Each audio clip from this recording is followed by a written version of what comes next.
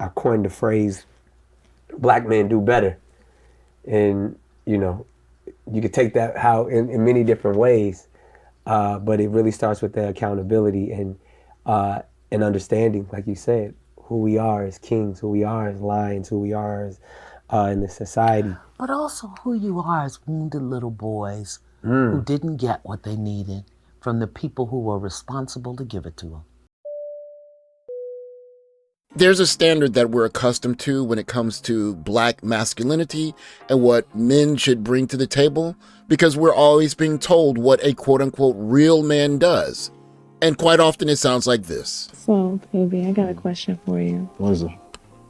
So when dealing with a man, what should a woman bring to the table? Baby, when a woman is dealing with a man allows that woman to understand that she is the table. It's my job to place things on top of that table. It's my job to make sure we have money on top of that table, food on top of that table, a house on top of that table, a car, and everything you need to maintain yourself and the children. But it's your job to turn all these things into what can elevate our family as a whole. This is a dynamic that we're well accustomed to in the black community. The mere suggestion that a man asks, what can you add to my life, is an affront to true quote-unquote black masculinity.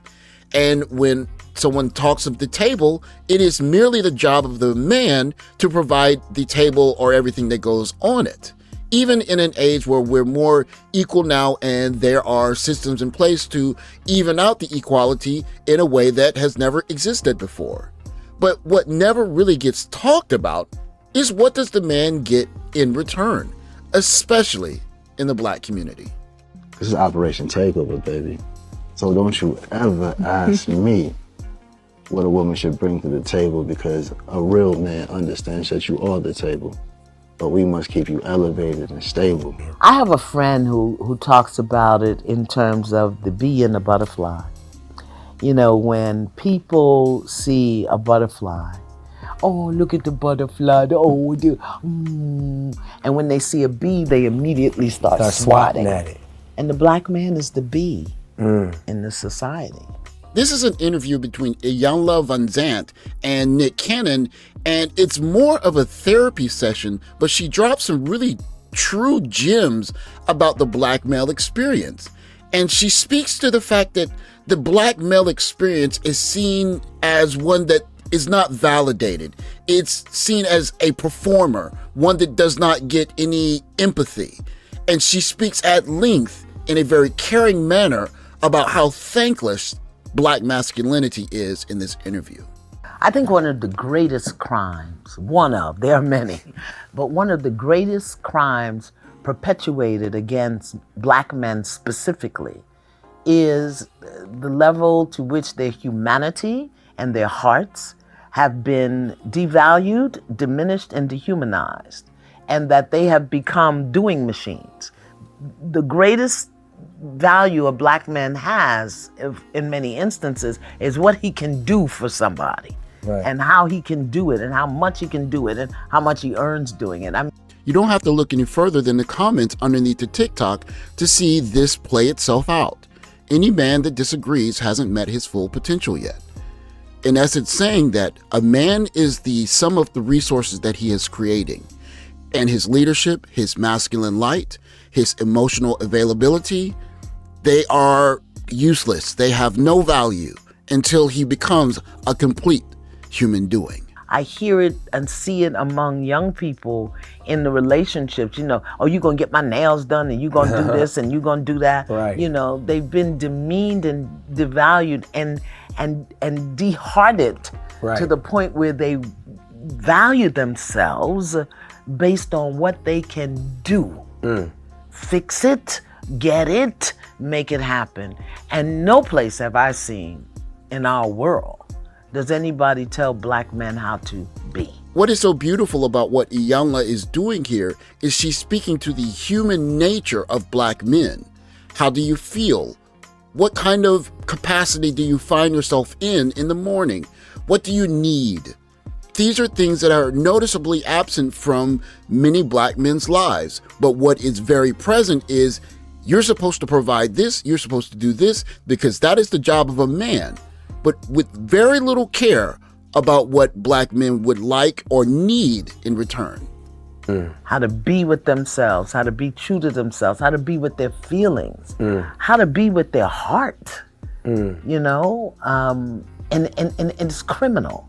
So what happens is then they begin to do the things that are expected of them, and that's how they're evaluated. And then if they can't do that anymore, whether it's the job or pay the mortgage or whatever, then they're just cast off like socks in the corner. Right. Right. It's here in this almost 40-minute interview that Iyanla makes maybe her most poignant point to black men that feel disparaged or encouraged enough, however you choose to look at it, to get plane tickets and seek for options elsewhere. It speaks to the need that men have if we are going to be providers. What do we need back? And she nails it. But the way it's done for black men, and as I shared with you, one of the things my teacher taught me was one of the greatest kryptonites for man, a man in general, black men specifically, is the feeling, the belief, the treatment that he is somehow inadequate. And when you devalue a man, he's gonna feel inadequate. When you dehumanize him, when you deheart him, so then where does he go with that? Right. He's inadequate, and he doesn't serve a purpose because he can't do what you need him to do to make you feel better about yourself. What's the purpose? What's the point? What's the point? We don't spend on men. We don't gift broke men. We don't try to push men to the next level. We don't help them. We don't do any of that. That's not our job. Stop spending money on dust and spend money on yourself. Put the money back into yourself. If you don't have a man who's spending on you, you don't need to be spending on a man. Iyanla goes on to explain a rise in black male self-deletions, and it is a harbinger of the fact that the environment is not one that's very healthy for black men that are trying to exist in it. And then she pinpoints the reason why these kinds of elevated health risks are hurting black men. The increase between, I think it was 2017 and 2021, a 30-something% increase in the number of black men with prostate cancer, starting early. And why? Because their manhood is under attack. Right. And you know, their psyche is not nourishing and nurturing them, and their masculinity. Because where in the world do we see them lifted, honored? I don't want to say respected. And here's what I hear in the back of my mind. So let me just go ahead and deal with it.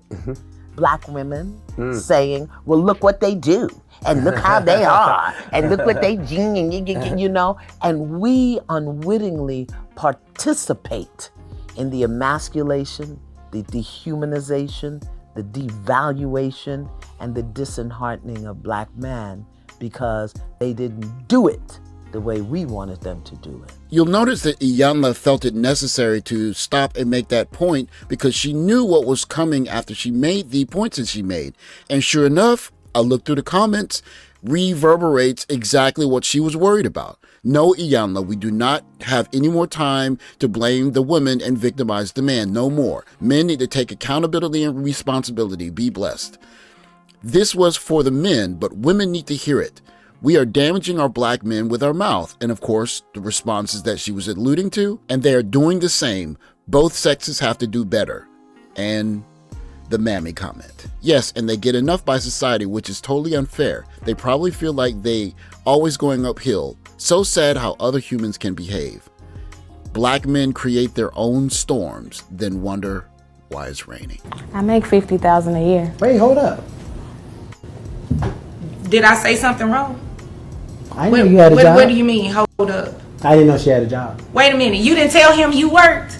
I just started working. See, you're coming in here playing these games. Look, he should have known that you were working. And you should not be taking money away from him, and you have a job, and you're making how much? I'm making $50,000 a year. $50,000 a year? This man is paying child support for a child who lives with him. And I'd like to finish up with Iyanla's brilliant analogy of the lion. There's something intriguing. But we were taught to fear the lion because the lion got so much inside of him. But then, like, and we said this earlier, but nobody's ever checking on the lion. That's right. No one ever asks how Mr. the Lion, lion how are you doing? Yeah. How you feel, Mr. Lion? They gonna tranquilize, they gonna shoot because they fear the lion. But you know, my son, who's a black man. It's here that Iyanla makes her most poignant point in the duration of the interview when she speaks about this conversation about the lion with her son.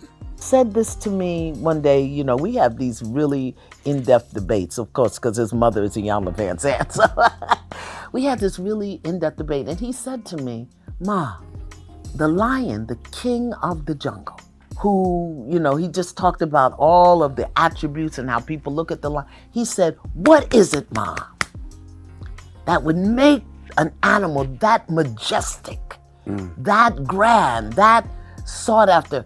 What would make him cower in a cage to a human with a whip in the chair?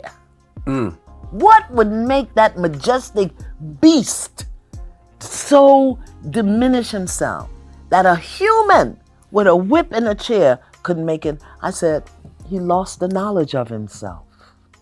He forgot he was a lion. How many black men walking around today feeling inadequate simply don't have the knowledge of themselves, and they're so busy trying to live up to the standards that the Matrix has set for them without it ever having said how you doing, how you feel, what you need. And they're trying to conform to other people's expectations, definitions. For black men, we're often reminded of what we aren't doing, our deficiencies, what we haven't built. We haven't built Wakanda, what we have done wrong. But very rarely are we told that we're doing something right. And it might be one of the things that's contributing to the rise of passport bros. And I honestly think that passport bros might be what is causing some of these conversations to start to pop up.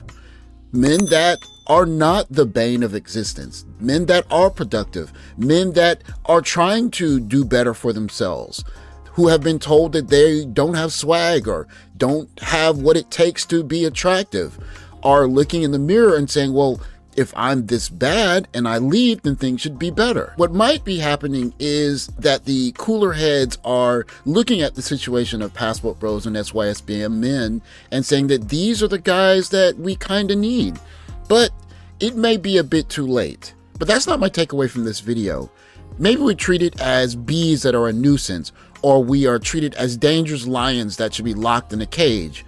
But what's important to remember is that we are lions.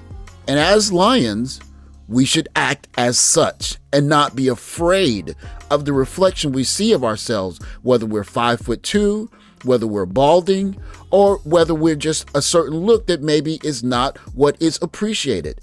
If our skills and the things that we are getting good at make us important to where somewhere in the world we're valued, that is enough for us to walk with our chest out as proud lions.